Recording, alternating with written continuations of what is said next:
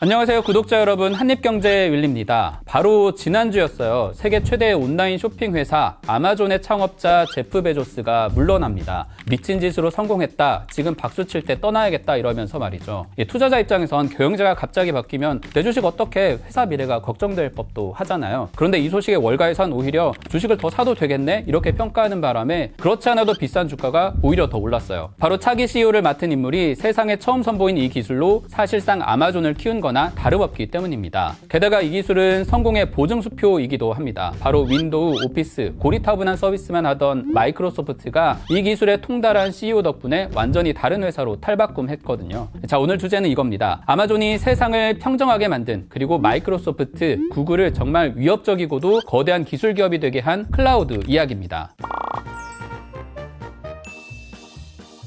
혹시 스마트폰 쓰다가 뜬금없는 추억 속 사진, 누군가의 사진 모음 이런 알림을 받은 적 있으세요? 지워진 줄 알았던 사진이 고스란히 살아있기도 하고요. 바로 스마트폰에 없어도 클라우드로 불리는 구글, 네이버, 아이클라우드 이런 저장소에 사진, 영상들이 다 보관되어 있기 때문입니다. 사진만 쓰는 게 아니죠. 스위트홈, 킹덤, 브리저튼, 요즘 잘 나가는 넷플릭스, 한 번에 100명씩 접속해서 즐기는 배틀그라운드, 그리고 저녁 시간 한밤에 주문 불리는 배민, 쿠팡, 다 아마존의 클라우드 서비스 때문에 이용할 수 있는 것들입니다. 이런 클라우드가 뭐냐, 어떻게 가능하냐 하면, 클라우드가 뜻이 구름이잖아요. 누구나 순식간에 찾아갈 수 있는 구름이 디지털 세상이 있는 거예요. 거기에 어마어마한 땅 부자 아마존이 있는 거죠. 여기에 가서 서버실 새빵 좀 빌리겠습니다 하고 요만큼씩 빌려서 가게 내고 창고로 쓰고 하는 겁니다. 구름이는 항상 열려 있잖아요. 전 세계 어디서든 수백만 명이 한꺼번에 이용할 수 있을 만큼 넓고 빠른 가상의 도로에 사진 저장소, 게임장 이런 디지털 빌딩이 들어선 형태다 보니까 아주 빠르게 성장하고 있는 기술입니다. 그런데 이 서비스를 하는 아마존은 원래 쇼핑 회사예요. 우리나라에선 해외 직구할 때나 이용하는 곳인데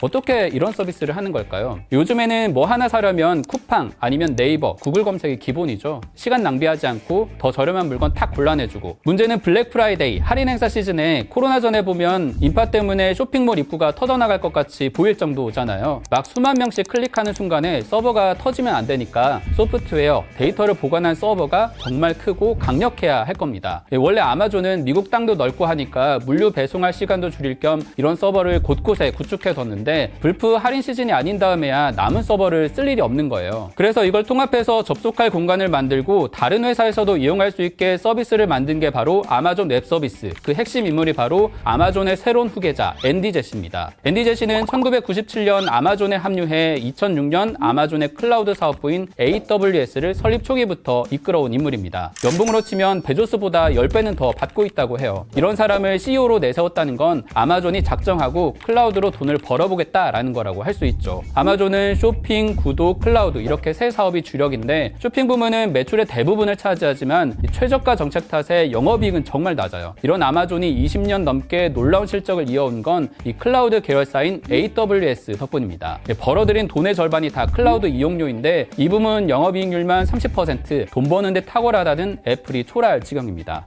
덕분에 최저가 정책 쓰면서도 매 분기마다 100조 원씩 벌어들이죠. 클라우드가 이렇게 돈이 되는 건 삼성전자, 에어비앤비, 넷플릭스, 심지어 미국 CIA 이런 주요 기업이나 정부에서도 쓰기 시작했기 때문이에요. 요즘 기업들 정말 치열하게 경쟁하잖아요. 인터넷은 필수인데 경쟁 기업보다 더 빠르고, 만에 하나 서버 터지면 안 되고 불편함 없이 쓰도록 만족시킨 곳이 바로 아마존인 겁니다. 게다가 USB처럼 단순한 저장소, 서버를 대신하는 기능부터 에어비앤비처럼 예약하고 데이터 관리하는 플랫폼을 제공받거나, 어도비처럼 포토샵 같은 프로그램을 온라인에서 이용하는 식으로 원하는 형태에 따라 디지털 공간을 빌려 쓸 수 있기 때문에 적은 비용으로 사업을 확장할 수 있는 장점이 있습니다. 물론 클라우드도 완벽하게 안전한 서비스는 아니에요. 3년 전에 우리나라 지역에 아마존 웹 서비스가 멈추는 바람에 배달앱, 쇼핑앱, 넷플릭스까지 먹통되는 사고가 나기도 했죠. 그래서 요즘에는 클라우드 서비스를 2개씩 쓰는 경우가 늘고 있어요. 이 시장을 파고들면서 점유율로 따라붙은 회사가 마이크로소프트입니다. 마이크로소프트가 클라우드를 시작한 건 2010년, 이 분야를 맡았던 사티아 나델라가 CEO로 취임한 건